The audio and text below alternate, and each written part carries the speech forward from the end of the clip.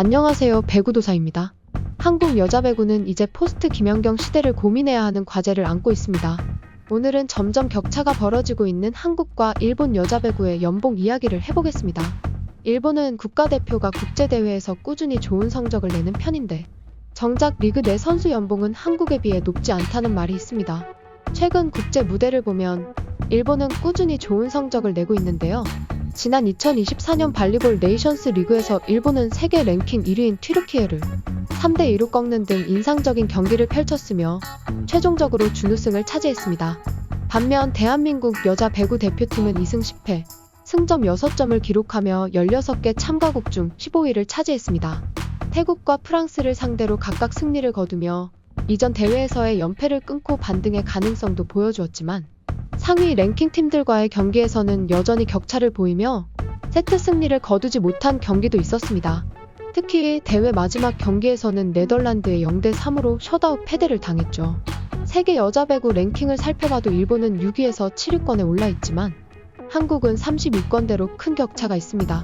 도쿄올림픽 이후로도 한국은 국제대회에서 연패를 거듭하며 순위가 더욱 내려갔습니다. 2024년 7월 기준 세계 랭킹은 무려 36위로 크게 뒤처져 있죠. 그런데 정작 리그 내 선수 연봉을 비교하면 일본 에이스 사리나 코가가 연봉 3,500만 엔으로 약 3억 5천만 원 정도이며 이시카와 마유가 약 3억 원 전후로 추정된다는 이야기가 있습니다. 일본은 기업팀 운영 특성상 한 명에게 과감히 투자하지 않는 분위기라 국제무대 성적에 비해 선수 연봉이 높지 않다는 특징이 있습니다.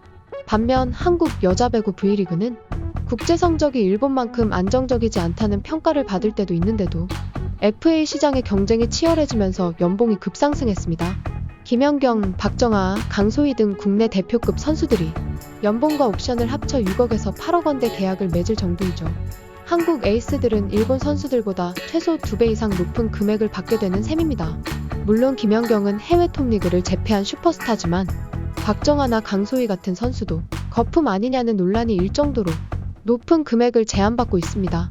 한국은 시청률과 관중 동원력을 바탕으로 구단이 스타 선수를 잡기 위해 투자하는 문화가 만들어졌고 FA 제도로 인해 몸값이 치솟았습니다.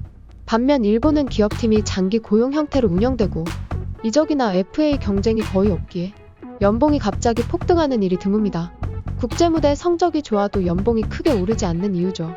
결국 한일 여자 배구 연봉 격차는 리그 시스템과 문화 차이에서 비롯됩니다.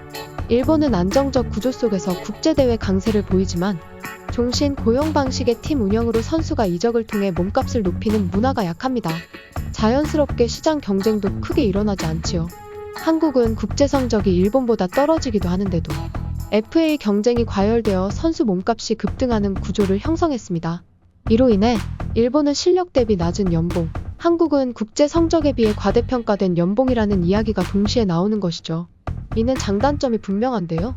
일본은 국제 성적이 괜찮아도 선수 연봉이 크게 오르지 않아 너무 낮은 거 아니냐는 목소리가 있고 한국은 반대로 국제 성적에 비해 연봉이 과도하게 높다는 비판을 받을 때가 있지요. 하지만 이런 상황은 쉽게 바뀌기 어려워 보입니다. 한국의 FA 시장 경쟁 체제가 유지된다면 스타 플레이어 몸값은 계속 상승할 가능성이 있고 일본은 지금처럼 기업팀들이 꾸준하고 안정적으로 운영하는 형태가 당분간 이어질 것으로 보이기 때문입니다. 물론 일본의 김연경급의 스타 플레이어는 아직 탄생하지 않았습니다. 대표적으로 과거 일본 대표팀의 에이스였던 사오리 기무라가 2013년 터키 리그 바키프방크에서 잠시 뛰었지만 김연경처럼 여러 시즌에 걸쳐 유럽 톱리그에서 주전으로 자리 잡고 높은 성적을 거둔 사례는 많지 않았습니다. 최근 일본 대표팀 간판인 사리나 코가나 이시카와 마유 등도 여러 해외 제안을 받았다는 이야기가 있었지만 실제로 장기간 유럽 리그에 진출해 성공을 거둔 사례는 확인되지 않습니다. 이는 일본 리그가 기업팀 중심으로 안정적으로 운영되는 데다 선수 이적이나 해외 진출을 장려하는 문화가 한국만큼 활발하지 않기 때문이라는 분석도 있습니다. 반면 김연경은 터키, 중국 등 세계적인 리그에서 오랜 시간 핵심 에이스로 활약하며 각종 우승과 MVP를 휩쓸었지요. 일본 선수 중에는 아직까지 이런 경력을 가진 선수가 드물다고 할 수 있습니다.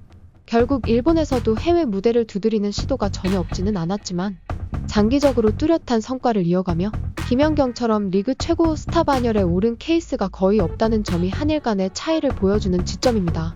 결과적으로 세계 랭킹에서 일본은 7위 안팎이며 한국은 30위권대로 차이가 나는데도 연봉만 놓고 보면 한국이 더 높게 형성되는 기현상이 나타나게 되는 것입니다. 국제무대 성적과 반비례하는 연봉이라는 비판이 나오는 이유이죠. 오늘 이야기는 여기까지입니다. 한국과 일본 여자 배구 에이스들의 연봉 차이와 그 이유에 대해서 살펴보았는데요. 조금이나마 궁금증이 풀리셨길 바랍니다.